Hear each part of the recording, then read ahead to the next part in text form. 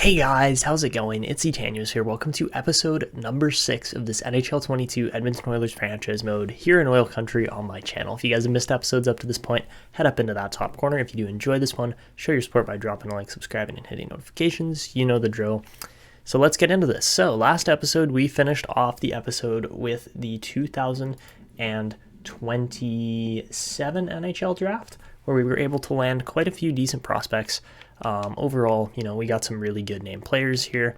All these unsigned guys here, such as Marcus Safronov was our first round pick that we traded up for. He's hopefully going to be worth it in the long run as long as he can develop. Same here with Liam Backer and Drake Merricks, who we both got in the second round. Both of those guys turned out quite nicely. And then we did also end up picking off, who else did we get here? Yes, we got Israel Morgan as well. So 3 really solid prospects there. Other guys such as Silas Cullen has developed extremely well. He's looking great for a 5th round pick. So we'll keep an eye on him. We'll likely sign Guy Ouellet this upcoming year, as he wasn't an American player like Chance Ward, but at the same time, contract-wise, we're locked in really nice here. Like guys like Matvei Petrov at 88 overall, they're going to be in the team for a long time. 8 years on that contract is insane. Apart from that, I'm really happy with our Borgo and Yamamoto contracts. Broberg is a little bit iffy just based on he hasn't quite had the same progression I was hoping we would see.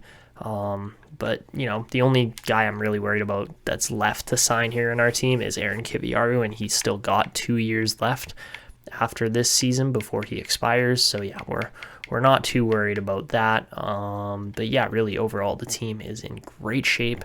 We're paying guys minimal amounts of money for how good they are. And yeah, just the bottom end there, we might have to clean up a little bit, but we'll have Ward, DeKaiser, and a bunch of really solid players in the team for this upcoming year. And I think, I think the Oilers can kind of turn it around and win a cup here again. But of course, last episode, the Calgary Flames were able to get it done. They beat us in the second round, 4-1. So they kind of got their revenge on us from previous seasons, because we did beat them in year 2, I believe. Yeah, we beat them year 2, game 7 in the first round. And then we also beat them in year 3, 4-1 in the second round. So yeah, we've had our way with the Calgary Flames for the most part, but these last couple of years have been a little rough on the Oilers, so we're going to have to, hopefully get things turned around. But we did win a lot of awards. McDavid had 121 points and was just very good. Same with Evan Bouchard. He had 88 points as a defenseman, so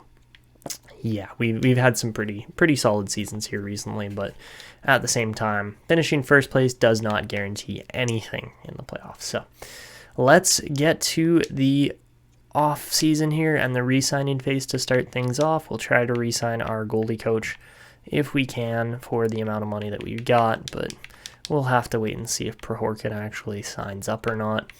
Apart from that, we've got scouts that are boring, but again, these guys do make or break the team based on our scouting and how things have gone so far, so we'll definitely renew them all.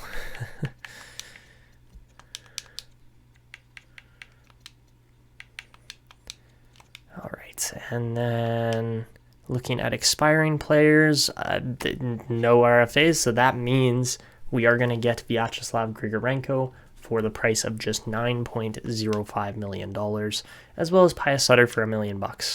And beautiful. All right. So I think at 90 plus rated, it probably would be worth it to actually go and stick an X factor, or a zone ability, on Grigorenko, who's 90 rated now. And really the question just comes down to what is his very best statistic. And really, I do think it is accuracy, so Schneip would probably be his kind of top thing that we do here, but he's also extremely quick. So the only thing I think I'm going to change here is we'll add maybe, he's got 93 agility as well, so maybe we add elite edges in there, because his wrist shot power, all that stuff, that's all good already with Make It Snappy and Schneip. So So yeah, let's go and just edit that quickly. Just give him, I think we're going to give him Schneip as the zone ability here.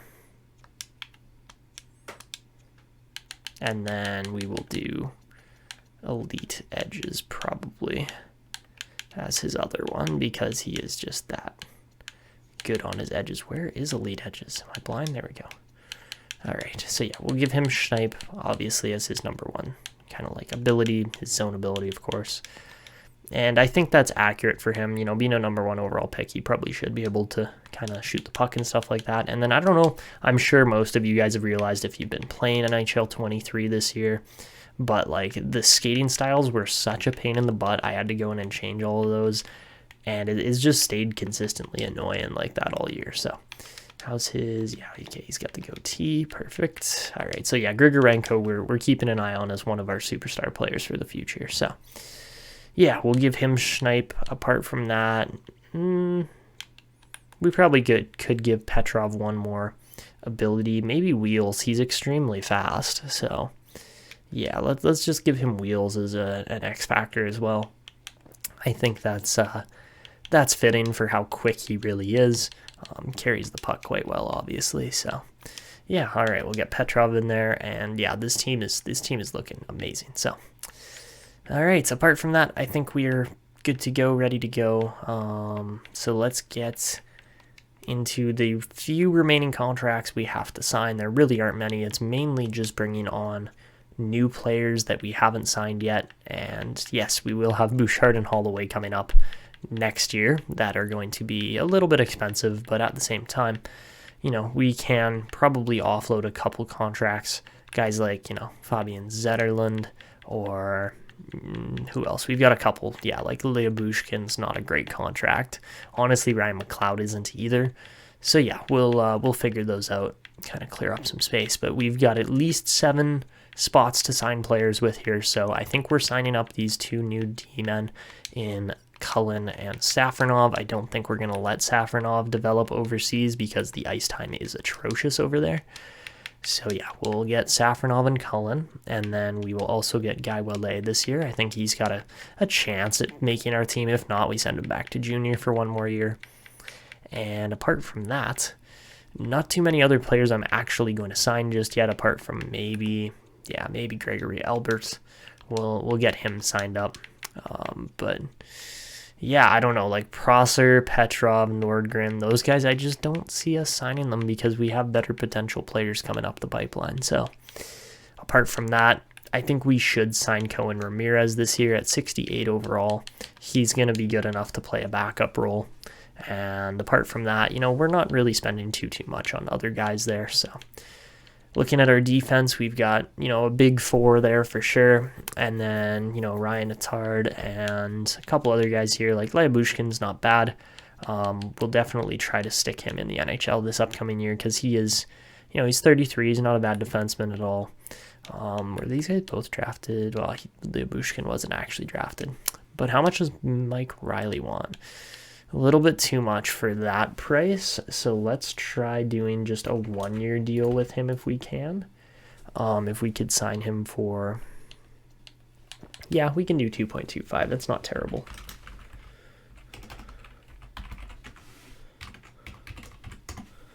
All right, so we'll offer Mike Riley that contract because we do just need that extra defenseman in here. It's not going to hurt. And then winger-wise, our right wing is pretty weak, but it actually isn't because we have other positions kind of fold over onto that wing. Because, yeah, you look at the right wing is pretty solid. And then, of course, center-wise, we've got like 4 87-plus centers and then 4 more 79-plus centers. So, yeah, when 4 of your centers can play left wing, a bunch of them are going to kind of fold over onto that wing. So all right, that is where we're at. I don't think we're gonna, let's see, we've got 1, 2, 3, 4, 5, probably 6 different centers that can play in the AHL. So yeah, I think that's pretty much it for the offseason here. We got most of our stuff done already. Prohorkin's not gonna re-sign with us, but that's okay. And all right, Mike Riley does sign, same with Gregory Albert, Silas Cullen, Cohen Ramirez, Guy Wallet, Marcus Safronov, and that is pretty much it. If we go to all the remaining expiries here, is just low-end guys that we're not going to sign anyways. So there you have it. Let's get to free agency. All right, so looking at the trade block here heading into free agency, I don't think we're really going to chuck around too many trade deals or anything like that. I think our team's in great shape, and we just need to just sit back and try to win now, really. Not necessarily by being reserved, but like just letting the process do its work and actually turn out some, really good players here. Like, of course, DeKeyser's going to be great down in the... He's not even going to be in the minors. He's going to be in the NHL this upcoming year. But, if we can develop certain guys, we're gonna do just fine. So, all right. So, as we hit free agency here, let's see just what's available. Check out the market. Obviously, Erasmus Dahlin would be amazing, but we don't need that. We just straight up do not need a guy like Dahlin in our team. Jesse Connor, not a bad player, but 50 overall. Not exactly a guy that's going to develop in our team. Now, Mikhail Ovalstad at 63, at 19. Probably not such a bad option. We will pursue him because he's just simply higher rated and could actually turn into something maybe. But yeah, let's give him a try. So that means he's got to be pushing 19 years old now, or 20 years old. He's not bad by any means, but... Ooh, there's an Igor Shesterkin there too, and of course we can't pursue him either. We don't have $9 million for goalies. We are paying Spencer Knight 7.7, which is a great deal right now. And of course, you look at the teams interested in Shesterkin, Washington and Colorado. One of those teams will get him. And yeah, we don't have the means to pursue more than a guy like Ovalstad, or maybe like a depth winger or something like that we don't really need because we're already good enough as a team. So yeah, that's just what we're gonna stick with. I don't think we even need to pursue anybody really. And all right, let's jump into the next season. So guys, just before I actually show you the roster this year, it's good. Like that's all I can say is it's very good. So let's get into this. I'll show you what we're working with, and yeah, it is a team this year.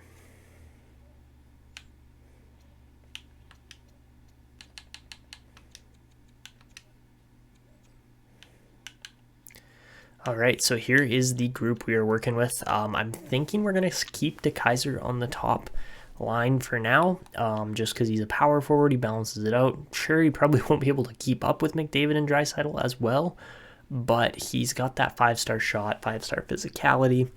4.5-star puck skills is really good too for a rookie. So let's see if we can just blow his stats up and turn him into an insane like point per game scorer or something with a year or 2 years left on his rookie deal. But apart from that, we're moving Grigorenko down because he doesn't particularly fit the first line all that well. I think he's going to really boost Holloway and Petrov's play. And I think he's due for a bounce back season here. Obviously, he was right around that 80 point per game mark, dropped off last season, but we'll hopefully see a bounce back there. We got Hopkins, Borgjo, and Yamamoto on the third line. They're all going to be insanely good too. And then, of course, the fourth line looks quite stacked as well, with Haltonen, McLeod, and Ward all being on that bottom line, which isn't going to get as much play time, but that's okay. Maybe we might end up moving Ward up if Hopkins starts decreasing because he's 34. But apart from that, the team's still in great shape, still fairly young for the most part. Draisaitl and McDavid are getting up there now. Bouchard is 27, Theodore's 32. So yeah, like the defense is older for sure, because we've got like Lyubushkin and Theodore in there. But like 21-year-old Kiviaru, we're putting him on the top pairing with Bouchard because they both got good defense and skating. Physicality-wise, Bouchard can play there. Kiviaru maybe not so much, but we'll keep an eye on that pair and see how they're doing. And then, yeah, I have Broberg down just for chemistry purposes. I mean, I don't know if it really is going to make that much of a difference having the 85 versus 81. Maybe we keep it like that instead and just play the two really heavy-bodied kind of guys there in Attard and Lyubushkin down on the bottom pair. That might be better. So, yeah, I'm just kind of figuring it out as we go here, but overall the team is in great shape. There's your power plays. If you want to just, pause to take a look, feel free to do so. But really, this team is going to be insane. Why do you switch? What? It swapped Grigorenko to center. Yeah, okay. This game is so glitchy, man. I hate how glitchy this game has been this year. It's just frustrating when you, put a center at center, and then they just, look at it. Why? Why, NHL? Why do you put my centers at the wing? Why? Why? I don't get it. Anyways, PK now. Somehow Grigorenko fits quite well there. I made that switch too. Obviously that didn't save. But yeah, the PK actually isn't bad this year. It's not great, but it's not bad.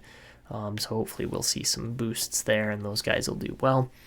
4-on-4, again, is stacked. It's going to be stacked because we have such crazy good attacking players and some good defensemen. So yeah, extra attackers there. McDavid and Holloway obviously make sense because they're on different lines. We could actually do Grigorenko there. That might be a better play just to get him some extra ice time here and there. And then for the shootout, we don't have Grigorenko in there because he's not 5-star puck skills. But Xavier Bourgault, I'm really expecting to do well as the first shooter there. Then, of course, McDavid, Draisaitl, Kiviaru, and Haltonen because he's got all alone and 5-star puck skills. So he should be able to score. You don't need to be able to skate necessarily fast in a shootout. So yeah, and then Spencer Knight and Stuart Skinner in net. And then there's the AHL where we've got Rodrigue and Ramirez in net.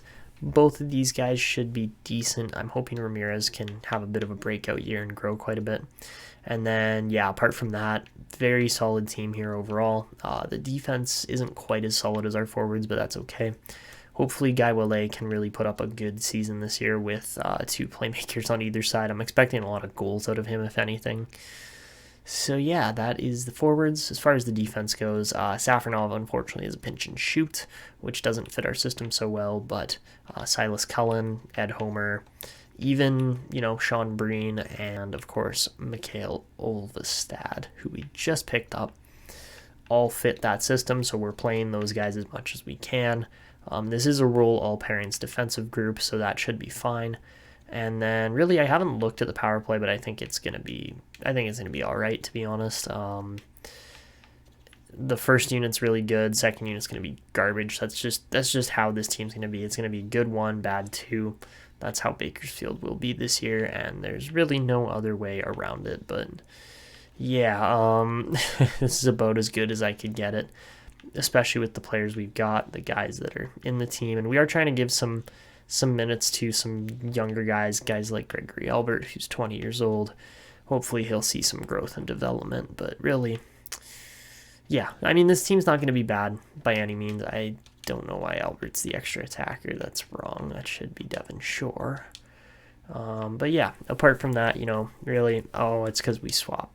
Yeah, okay. I swapped Albert for McLeod, which would have screwed everything up there, so that makes sense, but there's your team. Lots of extra defense out of anything. We got 6 extra D-men there, so we can probably start letting go of guys like Kemp and Vonner and Kesselring. But yeah, that is our team. That's where we're at, and I think we are ready to go. So let's just get some scouting done, check out the team ratings, and then we'll get into the season sim. So guys, just before we actually jump into the regular season and everything here, I did just want to point out our two new players here that we have. So Ron DeKaiser, the first one. I've gone in, edited the skating styles and stuff a bit. He's going to be wearing number 96, and he has got the biggest hair I've ever seen, probably. So so yeah, that's DeKaiser. He should be all right. Obviously great abilities. And should really pair quite nicely with McDavid and Draisaitl as a complementary piece. And then, of course, we've got Chance Ward, who's a defensive beast, or going to be a defensive beast based on his X factors. We might be able to turn him into something special, too, especially at the 12th overall pick. He is an Asian guy, I guess. Didn't really realize that. I guess I would have realized that last season, but it's just been a while since I recorded anything, and he's got the mustache going for the facial hair. So, yeah, that's DeKaiser there. And again, really good abilities. I've changed the skating style a little bit, so he looks a little bit, he should look a little wonky at 6'5", 225, but not like, crazy wonky or anything. If you make the NHL as a 12th overall pick, you're going to be able to skate still. So I think that's probably realistic. And then, of course, he's going to have elite edges and just be a crazy good player. And really, that is it for new additions to the Edmonton Oilers this year, who we are going to be focusing on. But, of course, there is still the AHL team, too. They're not going to be quite as good, but, let's just see how good they're actually looking. This year, we are looking at... My face is going to be in the way. But we are looking at... Wow, okay, that glitched big time. All right, there you have it. 75 offense, 69 defense, and 75 goaltending. Should be a fairly solid team. And then, of course, we've also got the Oilers here. So let's sim up to their first game, see how they're looking. Of course, I did not take a peek at the draft class yet, just to see what's going on here, but looks like a pretty average draft class overall. Tuukka Lehtinen should be a very good player. Beauty backhand on a sniper is always fun. So, yeah, that is what we're looking at there in the draft this year. Nothing super crazy out of the ordinary kind of things here. Maybe a good defenseman there in Nathan Bludoff, but apart from that, we're not going to worry too much about the draft class. I'm sure we'll find some steals, but here is the team for the Oilers this year and what we're looking at. So with this insane group, we are looking at 100 offense, 93 defense, and 85 goaltending. That's a very solid group. So yeah, we'll see what they can do this year, and let's get into the season sim. All right, guys, so to end off the 2027-28 season, the Edmonton Oilers go 55-20-7 for another first-place finish, 117 points, and just another phenomenal season. Connor McDavid has 117 points to lead the team, and, well, close behind him is Leon Draisaitl, and then look at that, 94 points from Vyacheslav Grigorenko. He has a massive bounce back here, and that is what we'd like to see. So we definitely got him for a little bit cheaper on his contract because of the down year he had, but look at this as well. 70 points for Aaron Kiviaru in his draft, or his rookie +1 season. Huge improvement there. Plus 40 on the year. He is a beast. Apart from that, Shea Theodore had a great year. 86 points in just 79 games for Evan Bouchard this year. He played phenomenal as well, and has been over a point per game now for the last couple of seasons. So, again, very good. Matvei Petrov hits an 83-point season in 82 games. He's a very well-balanced player and has really been a nice addition to this team. Bourgault scores 77 points. Huge improvement. Again, he had a phenomenal year with 56 assists. And, yeah, he topped Dylan Holloway, who is also one of our, in my opinion, one of our best players. But yeah, wow, very good seasons all around. 44 points for Chance Ward, 39 for Haltonen, 38 for Hopkins, 33 for DeKaiser, who got injured. He was playing on the top line and then just kind of dropped off, so we pulled him down to the bottom line. And 43 wins for Spencer Knight is quite impressive as well. Is it the best in the league? No, it was not, as Jake Ottinger wins 46 for the Calgary Flames. That makes sense. He's a very good goalie too. 41 for Vasilevsky is also impressive, but it looks like Quinn Hughes is just going to top Evan Bouchard there, but he did get to play 3 more games. So, I mean, yeah, Bouchard probably could have scored 89. But holy Heiskanen, he's insane too. 85 points this year. And yeah, he's looking like an absolute beast as well. So Kiviaru was up there though for a young defenseman. He's in the top 10 or so. And yeah, that's very impressive as well. Rookie skaters, Morgan Pagadwan, the number 2 overall pick from, I believe, last year, wasn't it? Yeah, 27? Yeah, wow. Very good year from him. He did phenomenal in my opinion. Oh god, I opened the wrong software.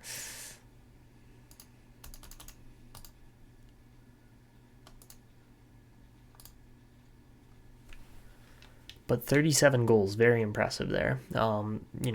Ward was just behind him, and Arthur McInnes, the number 1 overall pick, also did all right with 42 points, but yeah, not bad there from quite a few different players for rookies this year. And then for overall league scoring, McDavid just tops Kucherov. Kucherov might have a game left, so if he scores 4 points, then maybe he tops it, but I doubt it. And yeah, okay. Just close that. All right, we're good. How about Logan Stankoven, though? He's looking great as well. Who had the most goals, though, in the league? Kucherov. McDavid was still top 6. That's pretty impressive, and Grigorenko was just behind him, too. So, yeah, but Kyle Connor scored 55 in just 79 games. Also quite impressive. Is that it for games? Did we get all 82 in? Yeah, Kucherov was just injured. All right. So there you have it. Very, very good NHL season this year from the Oilers again. Just something else I wanted to point out to you guys real quick. The Pacific Division this year was absolutely stacked. The worst team was the San Jose Sharks, and they finished with 84 points. 84 points is going to put them in like 22nd place or something like that. Like something like ridiculously high. But we had, out of the top 10 teams, we had, let's see, Calgary, Anaheim, Edmonton. So 3 of the top 4 teams were in the Pacific. The rest, okay, no, there was actually a decent amount of teams there, but like Vegas, Vancouver both make the playoffs as well. So that's 5 teams in the playoffs. Seattle misses at 16. LA misses at 17. Carolina makes it at 19, though. So that's 2 more high seeds. And yeah, like San Jose, the bottom team in our division, finishes 22nd in the league. That's not bad at all. Like New Jersey, Philly, Buffalo, and Colorado were terrible. All finished with under 70 points. But yeah, wow. So I did not realize until I was like looking over it that the Pacific was loaded this year. Like every team was good. Like sometimes teams with the like 40 or 34, what was their record? 35, 33, and 14. Sometimes those teams make the playoffs. Like it's not an uncommon occurrence necessarily, but yeah. And then we did not make the playoffs with Bakersfield. They were not quite as good. But Edward Sale, 68 points, not bad there at all. And well, let's just go look at the progress report, see what's going on here. So, no doubt about it, Aaron Kiviar had a massive growth here. Another huge year for Matvei Petrov too, who did phenomenally well. Bourgault grew, Hopkins declined. Yeah, that all makes sense. Okay. Then what about in the system here? No growth for Welle, but decent growth for Cullen. Nikita Nikitin grew somehow, and Edward Sale, who led the team in points, did not. Okay. James and Jankowski both did not grow again. That's just, I don't understand player development this year. It just does not make sense. But then, like, a guy like Artem Glebov, who we picked where did we even pick him? 5th round? Is up to his 70 overall, puts up 9 points and grows like that. Okay. Liam Backer didn't do great. 17 points. He could have been better.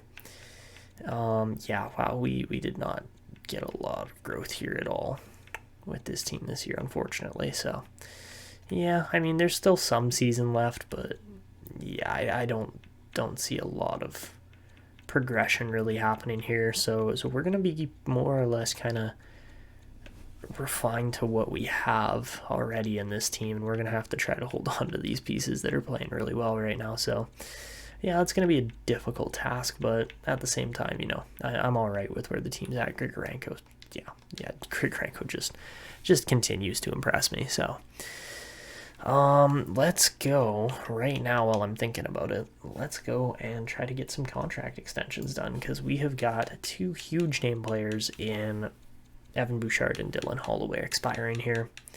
And apart from that, Kasper Halton, and yes, we will re-sign as well. Riley and Labushkin are definite no-goes. And then we'll probably have to trade Zetterlund too to make all of these deals work, but Bouchard's going to want a lot. Like, yeah, it's just, it makes sense how much he wants. He's that good, but ouch. And Holloway wants a lot too, so. Okay, let's try to do this. All right, so let's first go with the more important piece here in Evan Bouchard. $13.275 million. That's still an $11.3 million contract. Ouch. So there goes half our cap space right there. But we're going to have to try to make it work.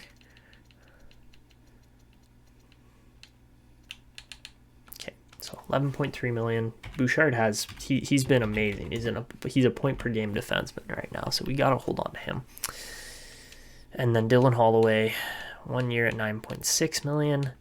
See, I think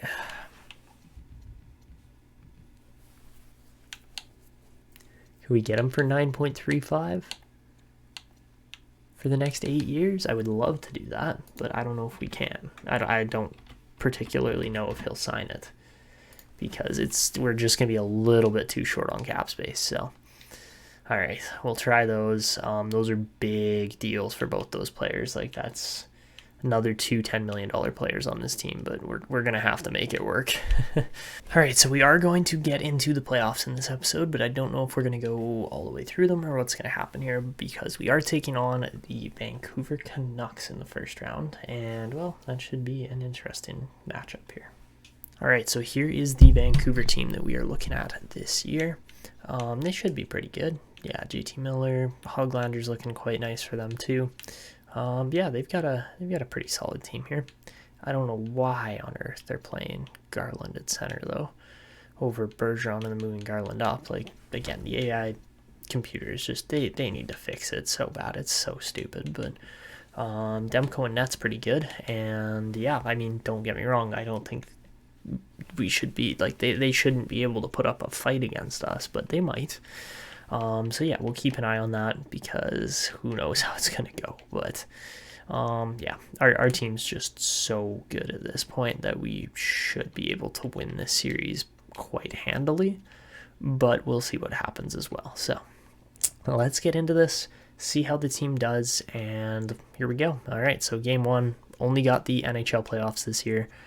And we are going to get Dylan Holloway for 9.5 and Evan Bouchard for 11.3. So that is really good contract prices for those two players. So starting off with game one of the first round of the playoffs here, we win 5-2 in game one against Vancouver.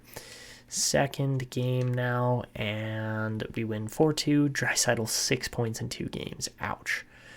All right, into game 3 and 4 at Rogers Arena instead of Rogers Place. And game 3 is going to be an 8-4 victory. And then into game 4 here, and we are going to lose 5-3. All right, so Vancouver does put up 1 victory there. We don't get the clean sweep. Only the Tampa Bay Lightning do. And all right, let's go into game 5, see if we can just knock them out clean here pretty much, apart from that 1 loss. And game 5, we're going to, okay, that's fine with Datsuk. We are going to beat them 6-4 though, and knock them out in 5 games. All right. Very solid first round from the Oilers. No questions asked for the President's Trophy winners there for the President's Trophy curse this year. All right, so looking on here a little bit, and Columbus knocks off Toronto in 6, Washington knocks off the Rangers in 6, and Calgary knocks out Anaheim in 6 as well. So we're just waiting on Dallas and Minnesota to begin round 2 here. So into round 2, and it is going to be the Minnesota Wild beating out the Dallas Stars in round 1 there. All right, so we got another Battle of Alberta year after year. Calgary keeps coming back for more. They beat us last year and won the Cup, so they should definitely be feared as the defending Cup champions. But at the same time, I think we've got a fairly solid team to combat this Calgary team here this year. So again, they got a little bit of an undersized team forward-wise. Their bottom 6 is definitely bigger, but yeah, okay, all right. They got Tyson Barrie there. Tyson Barrie is not a bad defenseman at all, but also 36 years old now. So we'll see what we can do. Jake Ottinger in net, he played below his normal kind of standard, and they're missing Mangiapane. So yeah, definitely missing some players here in this Calgary lineup, but let's see what we can do. So can we beat Ottinger, or are we going to face off against a hot goalie here? So let's see. Game 1 against Calgary Flames, round 2. We lose 5-1. Or where's the score in Edmonton? 1 goal against. That's brutal. All right, into game 2 now. And we do turn it around, put 6 pucks in the net in game 2, win 6-4. So we still allow 4 goals. That's not good enough defensive-wise. All right, into game 3. Let's see if we can keep it going here. We lose Chance Ward to a separated shoulder, but we win the game 5-1. Draisaitl is 2 points per game in the playoffs right now and just rolling. But that Chance Ward injury is definitely a bit of a blow. Not something we were hoping for it all, obviously. And yeah, he's going to be out for a while with that one. So that's probably wrapping up his rookie season here. Kind of sucks, but that is what it is, and it's against Calgary, so kind of expected as well. But into game number 4 here now in the Battle of Alberta, and we are going to win 5-3, making it a 3-1 series. Nashville looking strong, Washington looking strong. Connor McDavid, 20 points in 9 games. Oh my God, he must have had a 4-point game or something there, because that was impressive. All right, and into game number 5. Can we knock out the Flames? I mean, we'll see in a second. I just want to double check the draft. All right, so here we go. Game 5, which is in Saddledome, even though it should be at Rogers Place.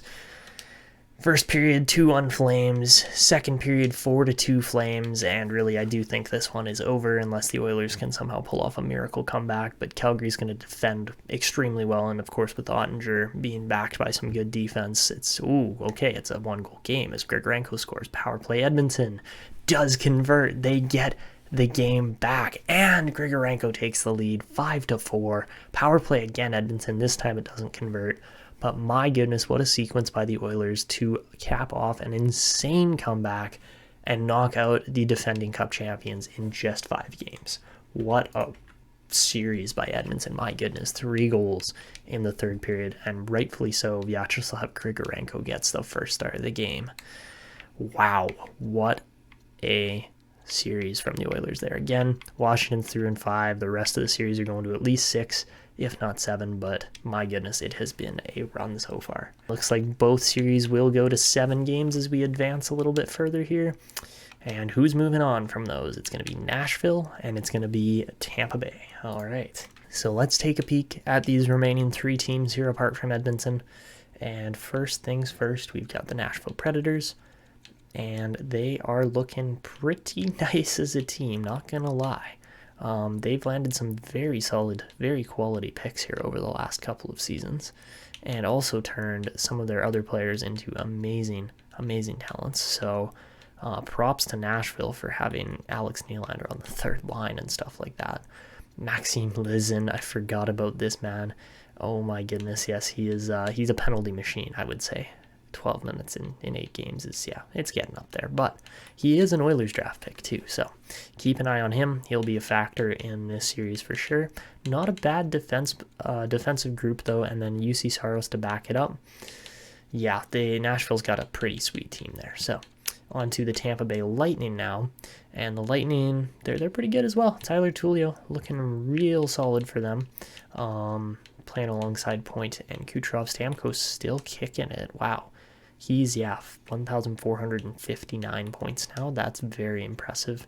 Never mind 73 points as a 38-year-old. Yeah, stammers of beauty. And on defense, Chernak and Sergachev, Marino and Pesci, and all right, very solid team. And of course, backed by the defensive, or the, not defensive, but goaltending god there in Vasilevsky at 91. That's insane. Interesting Washington team too. Wow. Not exactly the team I expected to see, but my goodness, they have really put up quite a nice group here. Did Ovechkin retire? How long ago did he retire? Wasn't last year. Wasn't 2 years. Did he retire 3 years ago? Or no, Ovechkin's still kicking it, just not on Washington anymore. Interesting. Okay. Defensively, Siegenthaler, he's very good. Walker, okay, Washington should get beat. Oh no, Ovi's still there. He's just injured, so that sucks. But he's exactly at 2,000 points right now. That's amazing. But yeah, my goodness, he's just something special. He's an amazing player. So, all right, without Ovi, I expect Washington to go down pretty easy to Tampa Bay, to be completely honest. But let's see. As we take on Nashville, Nashville's going to be a challenge for sure. They're the best team we've faced off against so far. So here we go. The Western Conference Finals. We're really just rolling here for the Oilers. And first game, we win 6-3. Game 2, we win 5-3. All right, back to Nashville for game 3 and 4. Game 3, we lose 4-3. Not great there. And game 4, we win 2-1. So we head back to Rogers Place. with a chance to finish this series off in 5. Tampa and Washington tied 2 apiece, though, so that's interesting. All right. And into Game 5 here, we start off up 2-0. McDavid and Grigorenko get the goals. We're out-shooting them 12-7 as well. Second period, 4-0 game as Draisaitl and Petrov get the job done in the second, 26-15 in shots. And we're just steamrolling Nashville, like it's not even close here. So 5-0, Dylan Holloway really puts this game to bed. And 6-0, McDavid adding insult to injury now. Whew, okay, this is, considering I haven't played with this team, I really want to play with this team. McDavid gets the hat trick, adds salt to the wound, and we go through the Western Conference with no more than 5 games a series, and 7-0, 5-point night for McDavid and Draisaitl, 4 for Grigorenko. My God, this guy is literally 32 points in just 15 games played. Connor McDavid, how do you do? Wow.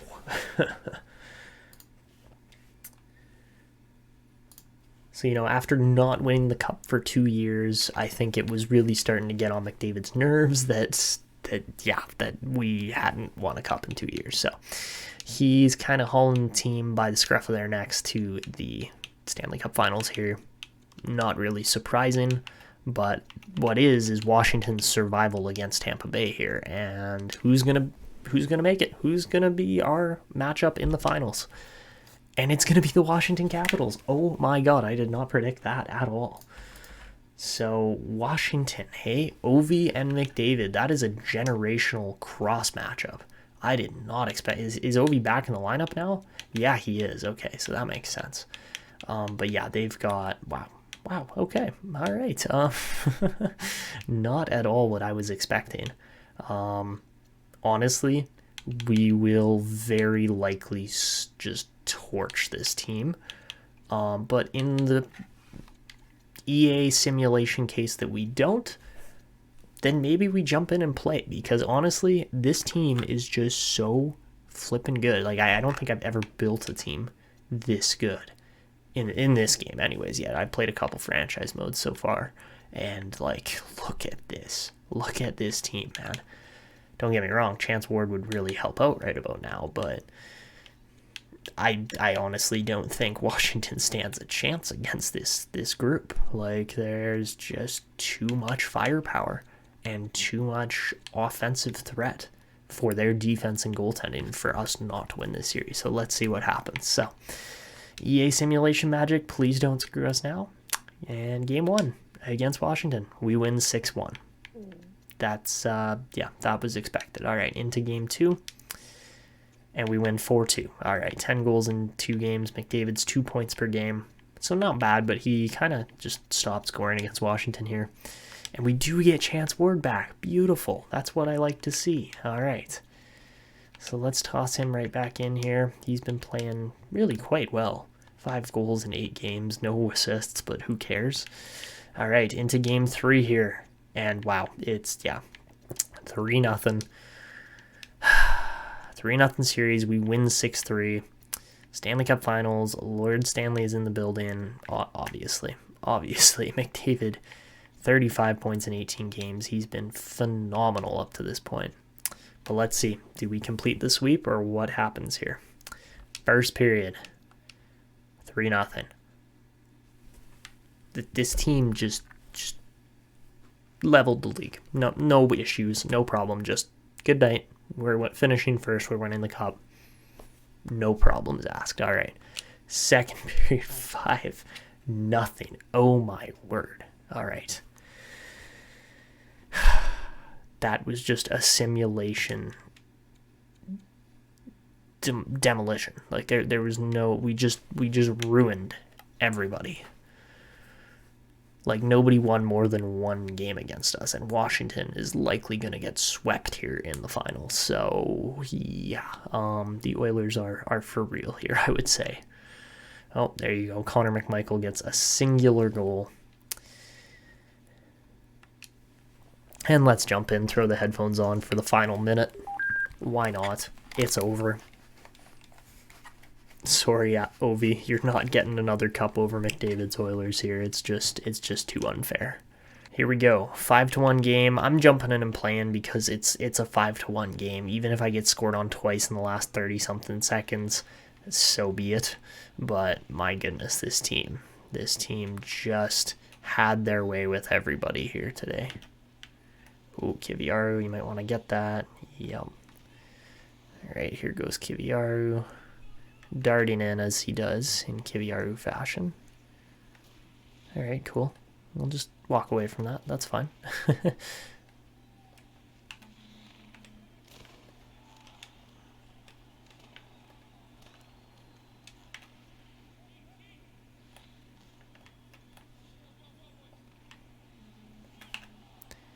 Oh my goodness.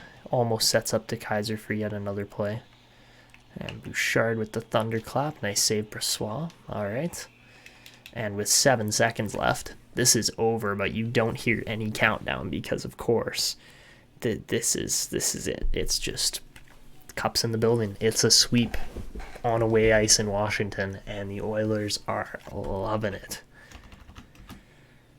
So yeah, my goodness, what a year for Edmonton.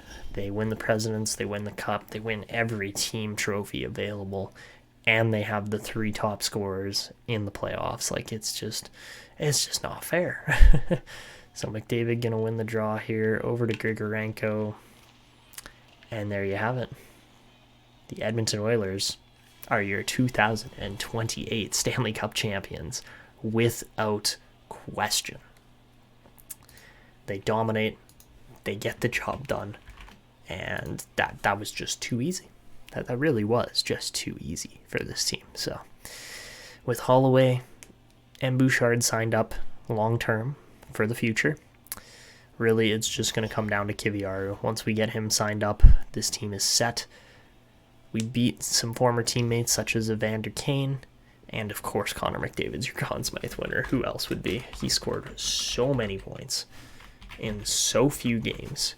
He was literally 2 points per game throughout the playoffs, and yeah, that's just how it is. So there you have it. The cup's in the building. Let's get McDavid out here and get him lifting this thing, because man, he deserved it. He carried this team.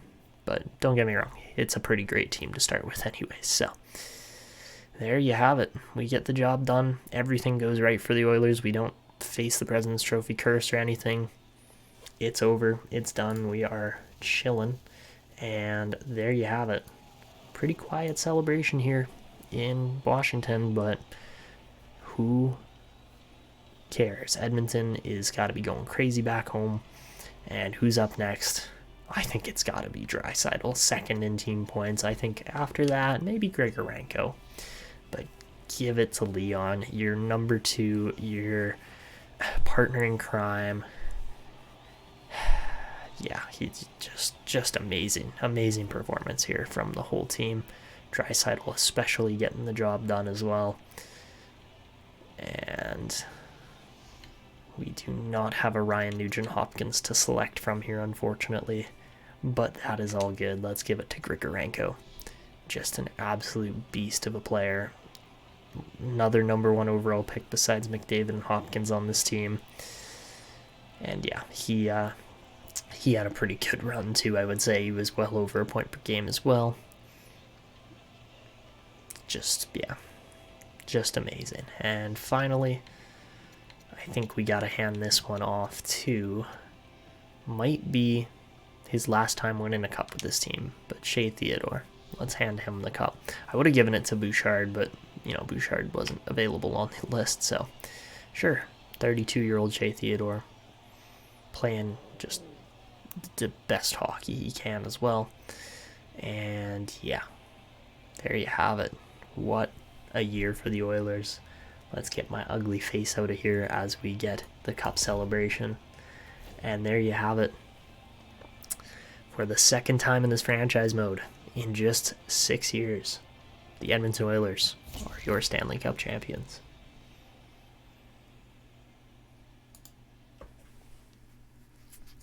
Oh, and I totally forgot about this cup celebration as well. Keeps catching me, but there you have it. Love to see it. Let's get that intense music going here.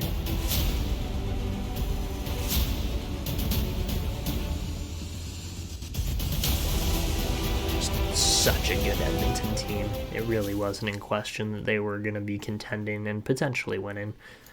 And they more than just contended. They full on destroyed the competition. So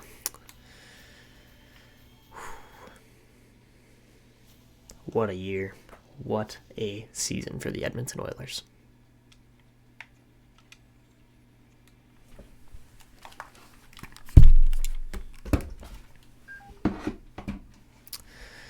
So there you have it. Oilers win the cup. No questions asked. And who's going to win the AHL? Any news yet? It's going to be the San Jose Barracuda. All right. So there you have it. Those are your teams that win the cups here this year. Edmonton without any resistance, really. They literally went 16-3 to the cup finals here. That's insane. San Jose definitely had a harder path, but they get the job done too there. And yeah, huge year from the Oilers. Again, like you guys know, we won all the silverware, but McDavid gets his third Art Ross in the last 5 years. Kucherov wins the Hart over McDavid. All right. Obviously, Quinn Hughes beats out Bouchard by a couple points for the Norris this year. Kucherov with the Lady Byng too. Pegadwan with the Calder makes sense. McDavid gets the Conn Smythe this year. Second time in his career. Anthony Stolarz in Columbus wins the Vezina and the Jennings. That's interesting. Brian Dumoulin gets the Masterton this year. New York's coach Winnick gets the Adams. Barkov with another Selke. Kucherov gets the Lindsay this year. And, of course, Kucherov also with the Rockets. So Nikita Kucherov actually had a better year than Connor McDavid despite not winning the cup, despite not making the Stanley Cup Finals. He walked away with more silverware. So that's interesting. All right. And did any Bakersfield players get any awards here? I don't think they did. No, they did not. All right, that's all good.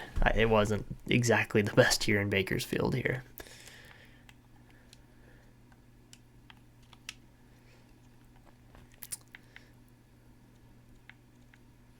So yeah, I'd say we had a pretty sturdy year there.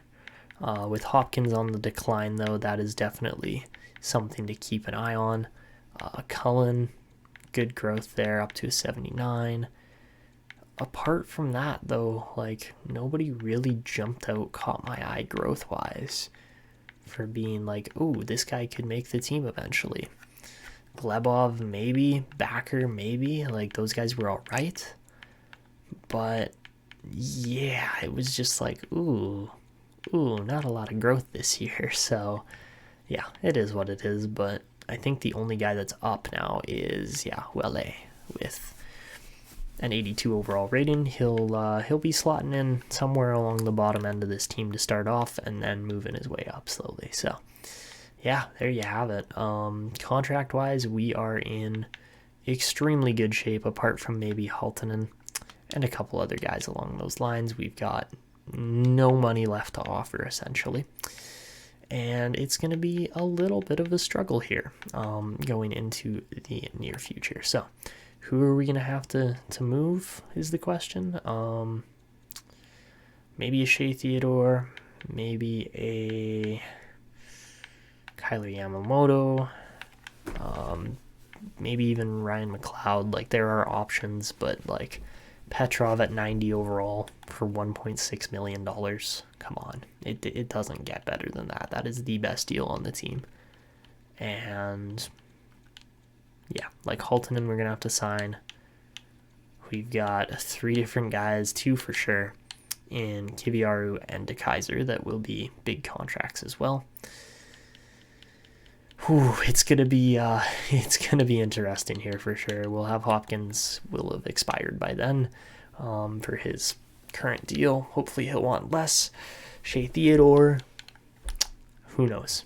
Who knows what we're gonna do with him? He is getting up there, but 520 points as well. by 32. Not bad at all. And yeah, I do really, really like where the team is, but there's like this impending doom of losing players to contract situations that will come up eventually. But anyways, guys, that is where we're going to wrap this one up. If you enjoyed, show your support down below with a like, subscribe, and notification button. But that is it for me. This is Etanyos signing out, and until next time.